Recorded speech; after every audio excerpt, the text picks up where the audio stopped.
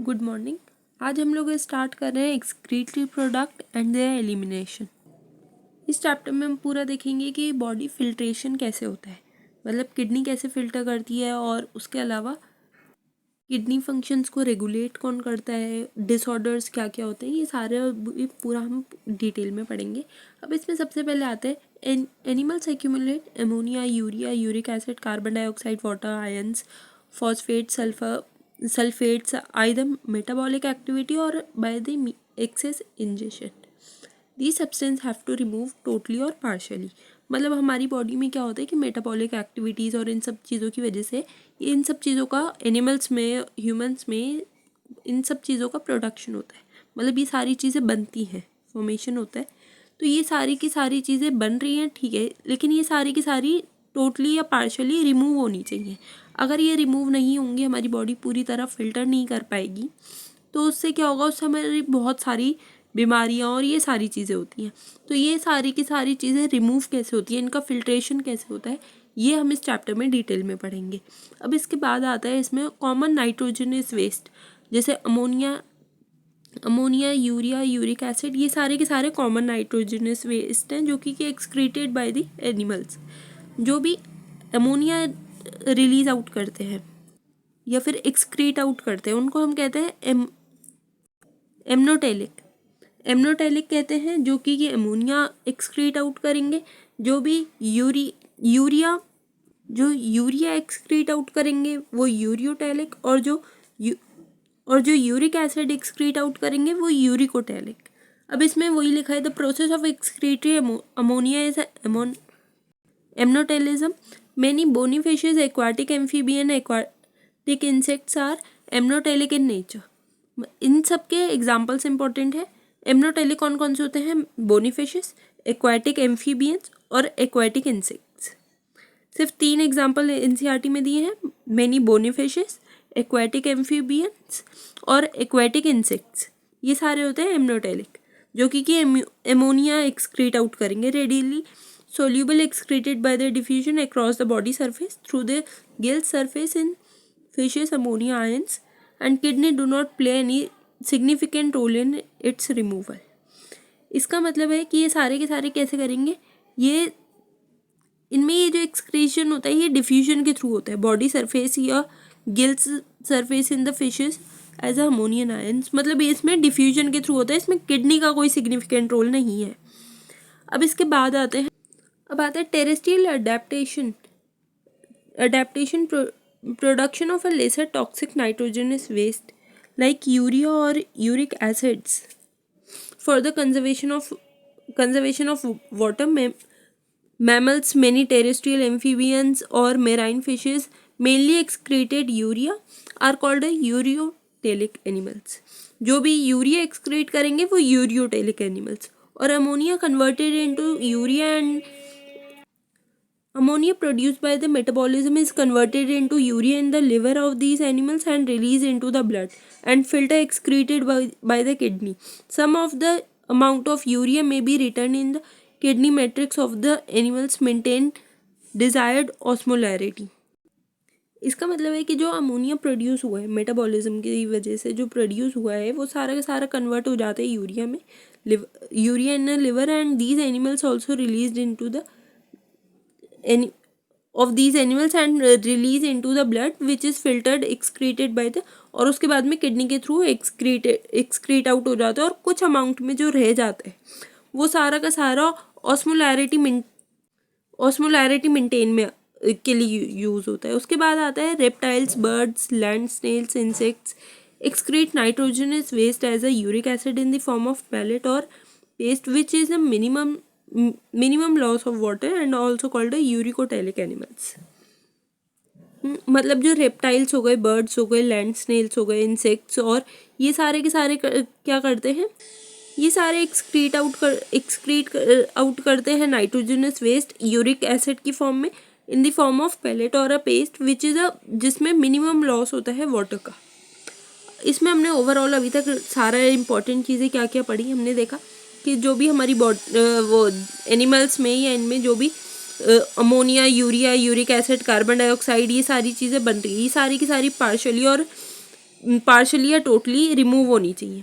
तो उसमें सबसे पहले क्या देखा हमने कि जो अमोनिया एक्सक्रीट आउट करेंगे वो एमनोटेलिक, जो यूरिया एक्सक्रीट करेंगे वो यूरियोटेलिक, और जो भी यूरिक एसिड को एक्सक्रीट आउट करेंगे वो यूरिकोटेलिक। अब इनके एग्जांपल्स क्या क्या हुए? अमोनिया एमनोटेलिक का एग्जांपल था many bony fishes, aquatic amphibian, aquatic insects. उसके बाद आया यूरिकोटेलिक, उसका एग्जांपल था many mammals, many terrestrial amphibians, जो भी टेरेस्ट्रियल होते हैं वो मैक्सिमम इसी में आते हैं, और मेराइन फिशेस। ये सारे के सारे आ गए यूरिकोटेलिक में। अब यूरियोटेलिक में और यूरिकोटेलिक में देखो, जिसमें यूरिया में UREO है, यूरिया UREA, और यूरियोटेलिक UREO। तो इससे ये याद रहेगा कि ये यूरिया जो एक्सक्रीट आउट करते हैं वो यूरियोटेलिक, और जो यूरिक एसिड है तो इसमें तो यूरिकोटेलिक में तो आ ही रही यूरिक।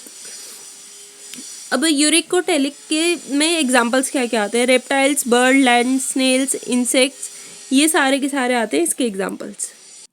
अब सबका एक्सक्रीटरी स्ट्रक्चर अलग अलग है। जो इनवर्टिब्रेट्स हैं, most of the invertebrate are simple tubular form, और जो वर्टिब्रेट्स हैं कॉम्प्लेक्स ट्यूबुलर ऑर्गन, उनमें कौन सा होता है? कॉम्प्लेक्स ट्यूबुलर ऑर्गन, वो होता है किडनी।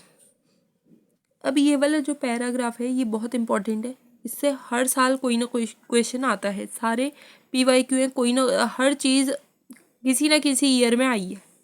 अब प्रोटोनेफ्रीडिया और flame cells are excretory structure in platyhelminthes. Platform example है प्लेनेरिया, रोटिफर्स और सम एनिलीड्स, सेफेलोकॉर्डेट्स, एम्फॉक्सेस। अब इसमें ये प्रोटोनेफ्रीडिया जो है are primarily concern with the ionic fluid volume regulation, that is osmoregulation. तो इम्पॉर्टेंट ये है कि इसमें ये याद रहना चाहिए कि प्रोटोनेफ्रीडिया करता क्या है। वो क्या करेगा? ये आयनिक और फ्लूइड वॉल्यूम रेगुलेशन का काम, मतलब ऑस्मो रेगुलेशन का काम करेगा। और ये इसके एग्जाम्पल क्या क्या हैं? इसके एग्जाम्पल हैं फ्लेम सेल्स। ये प्रोटोनेफ्रीडिया और फ्लेम सेल्स जो होते हैं एक्सक्रीटरी स्ट्रक्चर होते हैं किस किस में? प्लेटीहेलमिन्थेस में, जिसका एग्जाम्पल है प्लेटफॉर्म प्लेनेरिया, रोटिफर्स, सम एनिलीड्स और सेफेलोकॉर्डेट्स। उसका सेफेलोकॉर्डेट्स में भी एम्फॉक्सेस। अब इसके बाद आते हैं nephridia are the tubular structure of the earthworm and other annelids. Nephridia किस में होता है? नेफ्रीडिया जो है ट्यूबुलर एक्सक्रीटरी स्ट्रक्चर है अर्थवॉर्म का और बाकी अदर एनिलीड्स का। इसमें क्या करते हैं? Removal of nitrogenous waste and maintain a fluid ionic balance. ये क्या करेगा? नाइट्रोजनस वेस्ट को रिमूव करेगा और फ्लूइड और आयनिक बैलेंस को मेंटेन करके रखेगा। Malpighian tubules are the excretory structure most of the insects including cockroach.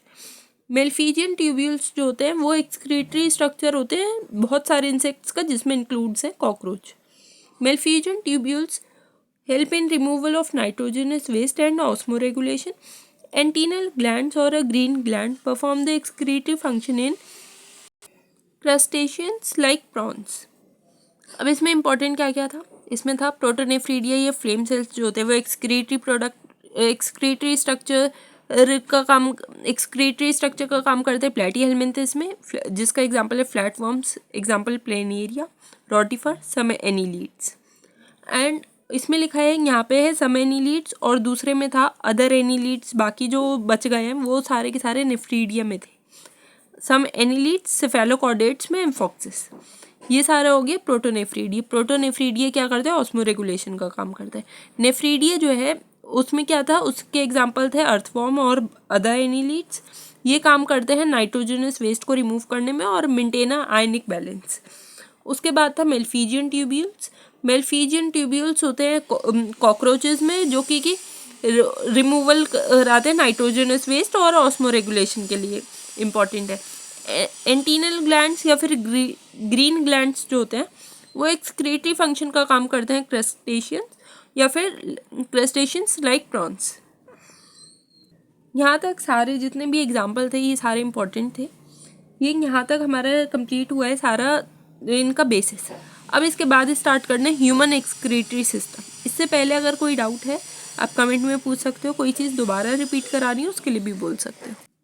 अब ये जो ह्यूमन एक्सक्रीटरी सिस्टम होता है इसमें पेयर ऑफ किडनीज होती हैं, वन पेयर ऑफ यूरेटर होता है, यूरिनरी ब्लैडर होते हैं और यूरेथ्रा होता है। अब किडनी जो होती है वो होती है रेडिश ब्राउन बीन शेप्ड की होती है, ये ऐसी इस शेप की बीन शेप की किडनी होती है। एंड ये कहाँ पे होती है? Situated between the level of last thoracic and third lumbar vertebrae close to the dorsal inner wall of abdominal cavity. ठीक है, ये इंपॉर्टेंट है, ये सारी चीज़ें हमें यही याद रहनी चाहिए कि किसका वेट कितना था, किसकी लेंथ कितनी थी, और उसके अलावा ये कहाँ पर प्रेजेंट है। सिचुएटेड बिटवीन, किडनी कहाँ सिचुएटेड होती है? Between the level of last thoracic and third lumbar vertebrae. अब इसमें close to dorsal inner wall of abdominal cavity में किडनी जो होती है उसकी जो मेजरमेंट होती है वो 10 to 12 सेंटीमीटर होती है लेंथ में, 5 to 7 सेंटीमीटर विड्थ में और 2 to 3 सेंटीमीटर की थिकनेस होती है, जिसका एवरेज वेट 120 to 170 ग्राम्स होता है। Toward the centre of inner concave surface of the kidney is a notch called a hilum. Through the ureter blood vessels and the nerve enters. इसका मतलब है कि ये जो दोनों किडनीज होती हैं इनका जो सेंटर होता है वो अंदर की साइड को होता है। मतलब जो किडनीज का सेंटर होता है ये हमारी बॉडी के सेंटर की तरफ को होता है, मतलब इसका मुंह अंदर की साइड को होता है। The toward the centre of the inner concave surface of the kidney is a notch, और इनका जो सेंटर पॉइंट होता है उसको हम कहते हैं हिलियम। ये अभी मैं पूरा फिगर में दिखाऊंगी कहाँ पर। Through the ureter and the blood vessels and the nerve enters. Inner of the hilum is a broad funnel shaped space called a renal pelvis with the projection of calyx.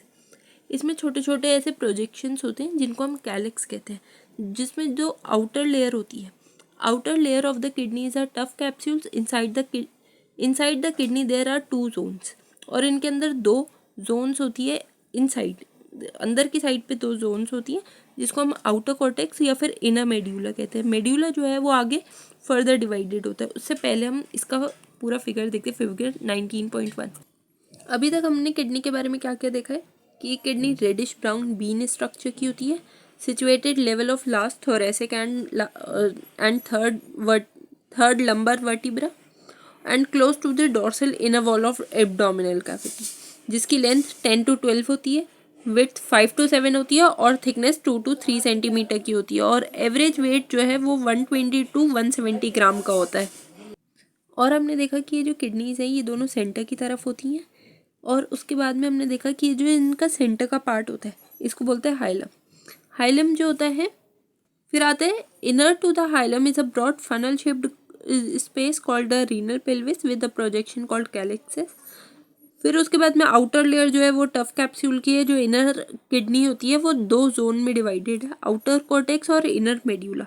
Inner medulla आगे जाके inner divided into few conical masses जिसको medullary pyramids कहते हैं, projected into the कैलिक्सेस। ये figure 19.1 में देखो, ये है कॉर्टेक्स, ये है मेड्यूला। इसमें ये जो ये वाला पार्ट है ये है पेल्विस, ये inferior vena cava, adrenal gland, renal artery, और ये है, ये इधर है, ये वाली है रीनल वेन। ये जो ये वाला पार्ट होता है ये होता है हाइलम, ये दोनों में सेम साइड पे यहाँ पर। और ये है किडनी, डोर्सल एओर्टा, ये पूरा का पूरा ये जो ये आ रहा है ये है यूरेटर, ये लास्ट में दे रखा है, ये यहाँ पे है यूरिनरी ब्लैडर और ये यूरेथ्रा। अब cortex and between the medullary pyramid as a renal column called column of Bertini. अब इसमें पहले ये वाला फिगर देखो 19.2, ये है longitudinal section of the kidney. इसमें देखो ये तो हमने देख लिया ये यूरेटर है, यहाँ पे ये है रीनल पेल्विस, ये है रीनल वेन, रीनल आर्टरी। अब ये कैलिक्स क्या होता है? अब इसमें ये वाला जो ये पार्ट होता है, ये इधर वाला ये वाला पार्ट, ये होता है कैलिक्स का। फिर इसके बाद में आता है मेड्यूलरी पिरामिड्स, फिर आता है ये रीनल कॉलम, उसके बाद ये वाला पार्ट होता है कॉर्टेक्स का और ये रीनल कैप्सूल का। सबकी लेबलिंग बहुत इंपॉर्टेंट होती है। अब इसके बाद आते हैं जो each kidney has a nearly 1 million complex tubular structure called nephrons, जो कि फंक्शनल यूनिट होती है, और एक नेफ्रॉन के 2 पार्ट्स होते हैं। वो 2 पार्ट होते हैं, ग्लोमेरुलस और रीनल ट्यूब्यूल। अब ग्लोमेरुलस जो होता है वो होता है, glomerulus is a tuft capillary formed by the efferent arteriole. और ये जो एफरेंट आर्ट्रियोल है ये होती है a fine branch of a renal artery. इसको हम बोलते हैं, ये जो एफरेंट आर्ट्रियोल है ये कैसे, और ब्लड फ्रॉम द, जैसे इसमें इम्पॉर्टेंट ये है कि जो ये नेफ्रॉन है ये दो पार्ट में डिवाइडेड है, ग्लोमेरुलस और रीनल ट्यूब्यूल। ग्लोमेरुलस जो है ये देखो, जो ग्लोमेरुलस होता है वो टफ्ट कैपिलरीज का बना है जो कि ये formed by the efferent arteriole. इसमें देखो ये एफरेंट आर्ट्रियोल है, ये यहाँ से ये जाके ये पूरा का पूरा होता है ग्लोमेरुलस, और ये बाद में इसमें सारा ब्लड जो है वो, ये सारा जो ब्लड है from the glomerulus is carried away by the efferent arterioles. मतलब ये सारा का सारा इफरेंट आर्ट्रियोल्स से जाएगा। उसके बाद क्या होगा, the renal tubule begin with a double wall cup like structure called बोमेंस capsule. देखो इसमें ये सबसे पहले होता है ये एफरेंट आर्ट्रियोल, ये यहाँ से आके ये यहाँ पे ये बनता है ये पूरा ग्लोमेरुलस। यहाँ पे सारा का सारा blood is carried away from by the efferent arteriole, ये सारा का सारा यहाँ से होते हुए यहाँ एफरेंट आर्ट्रियोल में जाता है। ये जो इसके ऊपर डबल सी शेप्ड का स्ट्रक्चर है, कप लाइक स्ट्रक्चर, इसको बोलते हैं हम बोमेंस कैप्सूल। और ये जो पूरा बोमेंस कैप्सूल है इसके अंदर देखो, इसके अंदर यहाँ पे ये है ग्लोमेरुलस। अब ये glomerulus with the Bowman's capsule is called Malpighian body और रीनल कॉर्पस का। अब हमने देखा कि ये जो glomerulus along with the Bowman's capsule है, इस दोनों को मिला के ग्लोमेरुलस विद बोमेंस कैप्सूल, इनको दोनों को कंबाइन करके हम बोलते हैं कॉल्ड मेल्फिजियन बॉडी और रीनल कॉर्पस। अब इसके बाद में ये जो ट्यूब है ये आगे कंटिन्यू होती है हाईली कॉइल्ड नेटवर्क, जिसको हम पीसीटी कहते हैं। ये देखो ये यहाँ से जा रही है, ये पूरा ये येलो वाला पार्ट ये पीसीटी है। अब इसके बाद में इसमें आता है लूप ऑफ हेनलेज लूप, ये हेयर पिन लाइक स्ट्रक्चर होता है। उसके बाद में ये यहाँ से आगे आकर ये पूरा का पूरा बन रहा है लूप ऑफ हेनले। ये देखो ये जो पीसीटी है, पीसीटी से ही ये आगे ये जो कंटिन्यू होकर ये बनाते हैं हेनलेज लूप। इसमें ये जो ये वाला ये जो नीचे की साइड को आ रहा है ये होता है descending limb of the loop of Henley, और उसके बाद में ये आगे यहीं से ये वाला जाके इस तरफ को जब ये ऊपर की साइड को जा रहा है तो ये होता है ascending limb of loop of Henley. ये जो ये ब्राउन वाला पार्ट है ये पूरा होता है वासा रेक्टा। इन दोनों को डिसेंडिंग लिम्ब और असेंडिंग दोनों को मिलाकर ही हम लूप ऑफ हेनले बोलते हैं या हेनलेस लूप बोलते हैं। और उसके बाद में ये पूरा का पूरा यहाँ आ जाता है डीसीटी, इस वाले पार्ट को हम बोलते हैं, ये यहाँ पर था असेंडिंग लिम्ब और लूप ऑफ हेनले, और उसके बाद में ये आगे आकर फर्दर आगे ये डीसीटी ये बनाते हैं, और उसके बाद में डीसीटी के बाद ये पूरा का पूरा यहाँ आ जाता है, ये पूरी स्ट्रेट ट्यूब लाइक स्ट्रक्चर होता है जिसको हम कलेक्टिंग डक्ट कहते हैं।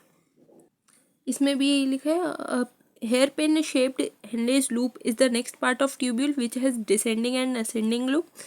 Ascending limbs continue to another highly coiled structure DCT. Ascending limb से हमने देखा कि आगे जाके और हाईली कॉइल्ड स्ट्रक्चर बन रहा था जो कि ये DCT था। उसके बाद में DCT of the nephron into the straight tubules called collecting duct, और उसके बाद में वो collecting duct से collecting duct में आके मिल रहा था, and many of which converge and open into the renal pelvis through the medullary pyramid in the calyxes। और ये सारे के सारे जितने भी हैं सब आके कन्वर्ज हो जाते हैं and open into the renal pelvis through medullary pyramids in the calyces. अब इसके बाद आता है मेल्फिजियन। ये Malpighian corpuscle PCT DCT nephron are situated in the cortical region of the kidney whereas loop of Henle depend to the medulla. ये सारी की सारी लाइन्स इंपॉर्टेंट है। इसमें क्या है, PCT DCT of the nephrons are situated in the cortical region, ये सारा का सारा कॉर्टिकल रीजन ऑफ किडनी में होता है where loop of Henle dip into the medulla, और majority nephrons the loop of Henle is short and extend only into little in the medulla called cortical nephron. मतलब cortical nephron में important ये है कि जो लूप ऑफ हेनले होता है वो शॉर्ट होता है।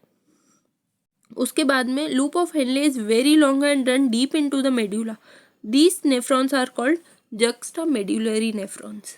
कॉर्टिकल नेफ्रॉन में लूप ऑफ हेनले शॉर्ट होगा and extend only little into the medulla. इसमें क्या है, ये डीप इनटू द मेड्यूला और इसमें जो लूप ऑफ हेनले है ये लॉन्ग होगा। ये होता है जक्स्टा मेड्यूलरी नेफ्रॉन्स।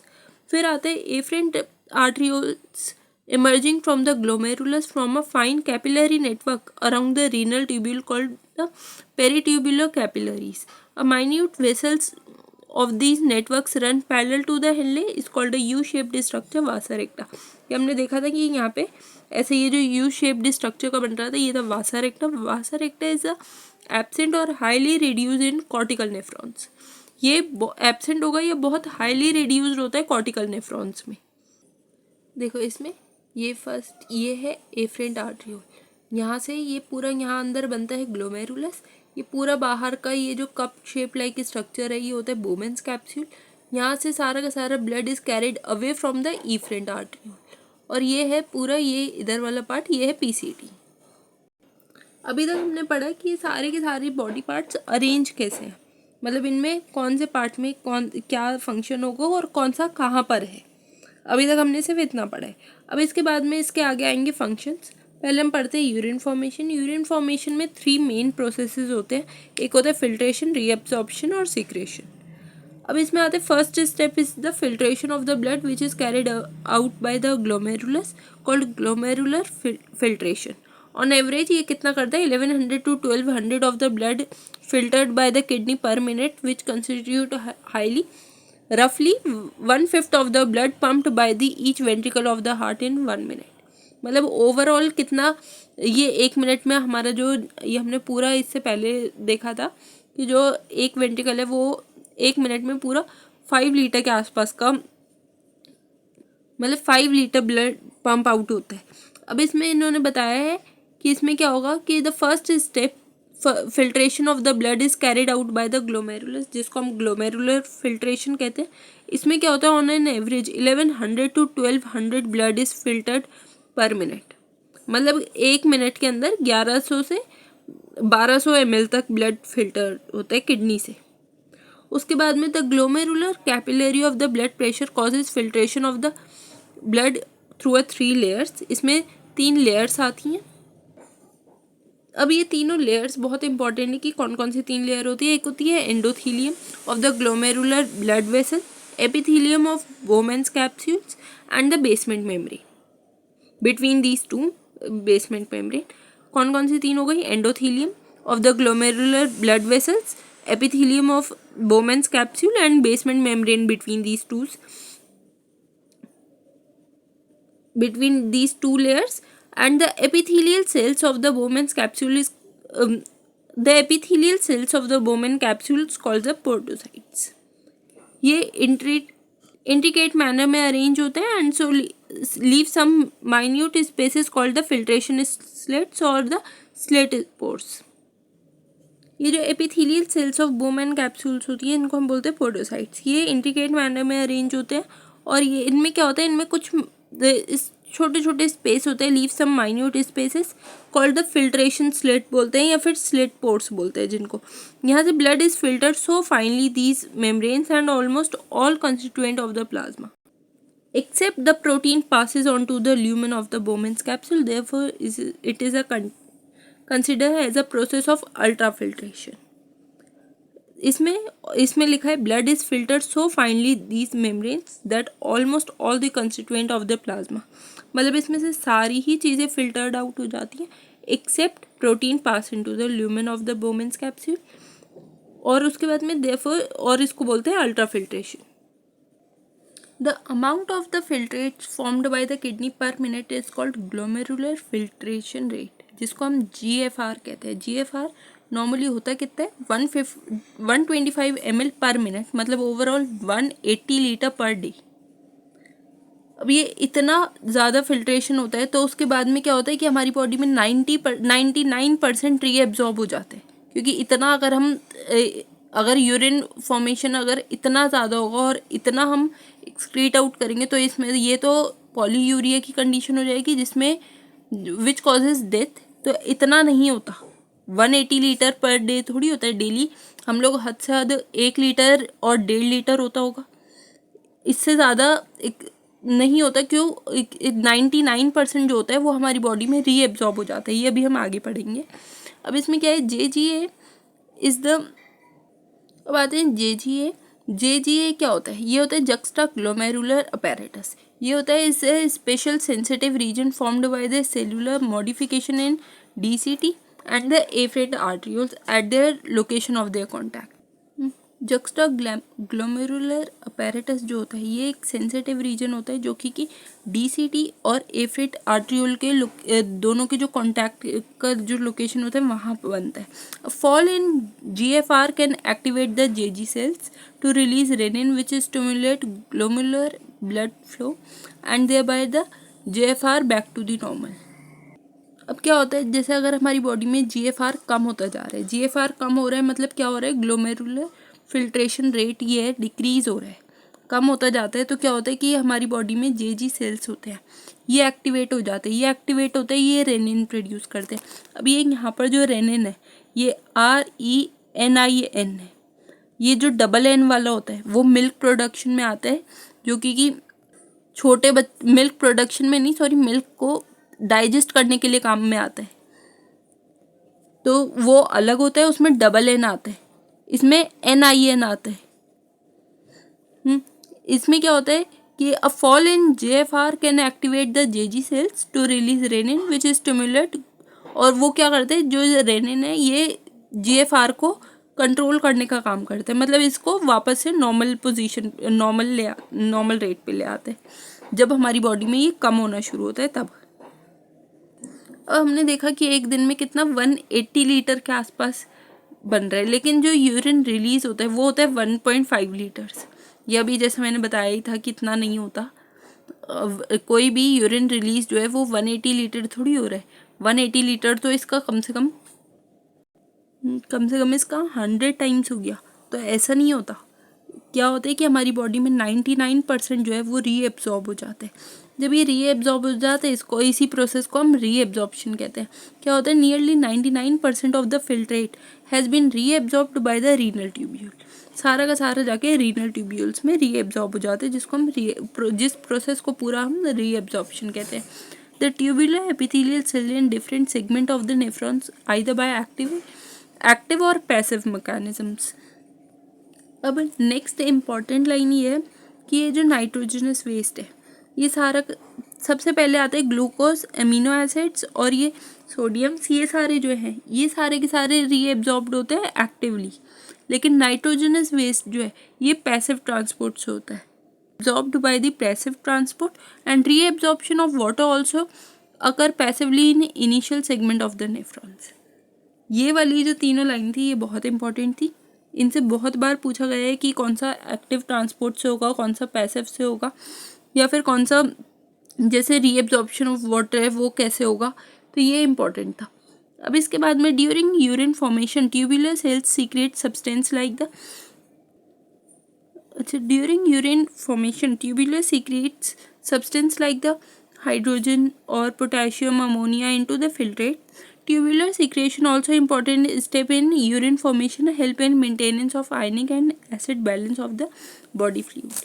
इसका और क्या, ये जो यूरिन फॉर्मेशन के टाइम पे जो ये ट्यूबुलर सेल्स होते हैं ये क्या सीक्रेट करते हैं, जैसे ये H+, K+ और अमोनिया, ये सारे के सारे, और इसमें इसका बहुत इम्पोर्टेंट रोल होता है। और उसके बाद ये आयनिक और एसिड बैलेंस को भी मेंटेन रखते हैं। अब पूरा जो हमने पढ़ लिया उसका पूरा ब्रीफ कि हमने सबसे ज़्यादा इंपॉर्टेंट पॉइंट्स क्या क्या पढ़े। एमनोटेलिक जो अमोनिया एक्सक्रीट आउट करेंगे, जिसका एग्जांपल था many बोनीफिशेस, aquatic amphibian, aquatic insects. उसके बाद और इनमें क्या होगा, डिफ्यूजन के थ्रू होता है। उसके बाद हमने देखा था यूरियोटेलिक में थे mammals, many terrestrial amphibian, marine fishes, ये थे यूरियोटेलिक। यूरिकोटेलिक थे यूरिकोटेलिक के एग्जाम्पल हमने पढ़े थे reptile, bird, land snails and insects. अब इसके बाद में और हमने जो इम्पोर्टेंट चीज़ पढ़ी थी वो पढ़े था हमने कि प्रोटोनेफ्रीडिया और फ्लेम सेल्स जो है उनमें वो एक्सक्रीटरी स्ट्रक्चर होता है प्लेटीहेलमिन्थेस में, जो कि फ्लैटफॉर्म प्लेनेरिया था जिसका एग्जाम्पल, और रोटिफर, सम एनिलीड्स और सेफेलोकॉर्डेट्स में एम्फॉक्सिस। और ये प्रोटोनेफ्रीडिया करते क्या है, ये आयनिक और फ्लूइड वॉल्यूम रेगुलेशन का काम, मतलब ऑस्मो रेगुलेशन का काम करते हैं। नेफ्रीडिया जो था वो ट्यूबुलर एक्सक्रीटरी स्ट्रक्चर था अर्थवॉर्म और अदर एनिलीड्स का, जो कि नाइट्रोजनस वेस्ट और मेंटेन फ्लूइड और आयनिक बैलेंस का काम करते हैं। मल्फीजियन ट्यूब्यूल्स जो था वो इंसेक्ट्स में जैसे कि कॉकरोच हो गया, उनमें एक्सक्रीटरी स्ट्रक्चर का काम करेगा। And Malpighian tubules help in removal of nitrogenous waste and osmoregulation. Antennal gland और ग्रीन ग्लैंड जो होते हैं वो परफॉर्म करते हैं excretory functions in crustaceans like prawns. उसके बाद में ये सारा पढ़ने के बाद हमने पढ़ा था ह्यूमन एक्सक्रीटरी सिस्टम। उसमें हमने देखा था कि जो किडनी होती है वो रेडिश ब्राउन कलर की होती है। लास्ट थोरेसिक और थर्ड लंबर वर्टिब्रल कॉलम के बीच में close dorsal inner wall of abdominal cavity के बीच में कैविटी में सिचुएटेड होती है। और इसकी जो लेंथ है वो 10 to 12, विड्थ जो है वो 5 to 7 और थिकनेस 2 to 3 सेंटीमीटर्स की होती है। वेट 120 to 170 ग्राम का होता है। ये अंदर की साइड को होती है, जो सेंटर का जो पार्ट होता है उसको हाइलम कहते हैं। वहाँ से सारे के सारे ये सारी मतलब वहाँ से ही सारी ये यूरेटर और ब्लड वेसल्स, नर्व, ये सारी से एंटर होती है। इनमें जो हाइलम है यहाँ से अंदर जाके इसमें से ब्रॉड फनल शेप्ड का स्पेस होता है, रीनल पेल्विस जिसे कहते हैं, विद द प्रोजेक्शन कॉल्ड कैलेक्सिस। इसमें जो एक होता है आउटर लेयर किडनी की, एक होती है इनर। जो inner inside of the kidney there are 2 zones होते हैं। कौन कौन से? Outer cortex, inner medulla. जो मेड्यूला है वो आगे जाके कॉनिकल मासेस में डिवाइड होते हैं, प्रोजेक्टेड इनटू द कैलेक्सिस। और जो cortex extend into in between medullary pyramid as a renal column और कॉल्ड कॉलम ऑफ बर्टीनी। अब इसके बाद में हमने देखा कि जो एक किडनी है उसमें बहुत million of complex tubular structure है जिसको नेफ्रॉन्स कहते हैं, फंक्शनल यूनिट होते हैं। और एक नेफ्रॉन के 2 पार्ट होते हैं। 2 पार्ट में एक होता है ग्लोमेरुलस, एक होता है रीनल ट्यूब्यूल। ग्लोमेरुलस जो होता है वो टफ्ट कैपिलरी होता है, फॉर्म्ड बाय इफरेंट आर्ट्रियोल्स। और उसके बाद में ये सारा का सारा जो ब्लड है ये कैरिड अवे होता है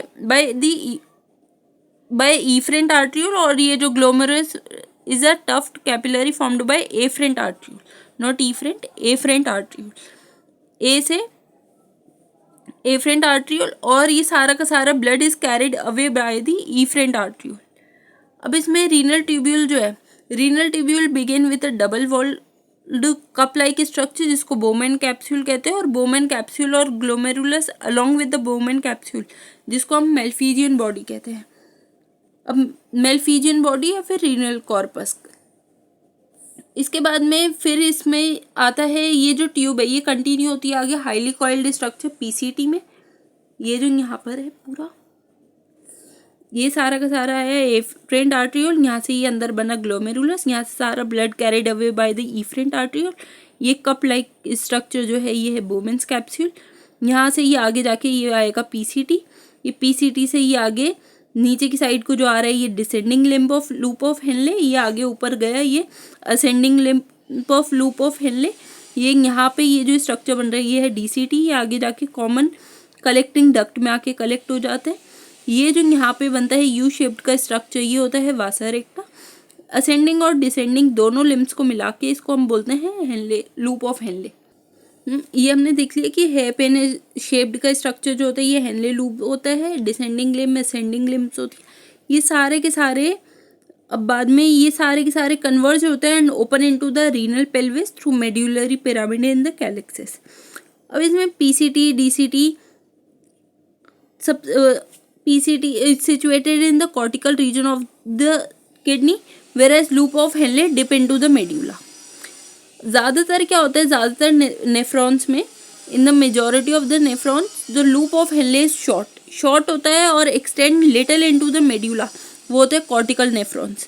जिसमें लूप ऑफ हेनले बहुत लॉन्ग होगा and run deeply into the medulla, वो होते हैं जक्स्टा मेड्यूलरी नेफ्रॉन्स। अब इसके बाद में और इम्पॉर्टेंट चीज़ क्या थी, एक इम्पॉर्टेंट यही था कि ये कॉर्टिकल नेफ्रॉन और जक्स्टा मेड्यूलरी नेफ्रॉन्स। इसके बाद हमने यूरिन फॉर्मेशन पढ़ा था। यूरिन फॉर्मेशन में हमने पढ़ा था कि जो हमारी ये यूरिन फॉर्मेशन में 3 स्टेप्स थे, 3 मेजर स्टेप्स में फर्स्ट था ग्लोमेरुलर फिल्ट्रेशन, रीएब्जॉर्प्शन, सीक्रेशन। इसमें ग्लोमेरुलर फिल्ट्रेशन होता है जिसमें हमारी वो सारा ब्लड जो है वो किडनी में 1 मिनट के अंदर 1100 से 1200 ब्लड तक फिल्टर हो पाता है 1 मिनट के अंदर, जो कि 1/5 होता है जो हमारा वेंट्रिकल पंप आउट करता है 1 मिनट में। अब उसके बाद आती हैं इसमें 3 लेयर आती हैं। तो उसमें पहली थी endothelium of the glomerular blood vessels, epithelial of Bowman's capsule, basement membrane. उसके बाद हमने देखा था कि जो epithelial cell of Bowman capsule है इसको हम पोडोसाइट्स कहते हैं, जो कि इंट्रिकेट मैनर में अरेंज होती हैं और इसमें कुछ फिल्ट्रेशन स्लिट्स होती हैं जहाँ से ये सारा का सारा बहुत अच्छे से फिल्टर होता है एक्सेप्ट प्रोटीन्स। और उस पूरे प्रोसीजर को हम कहते हैं अल्ट्रा फिल्ट्रेशन।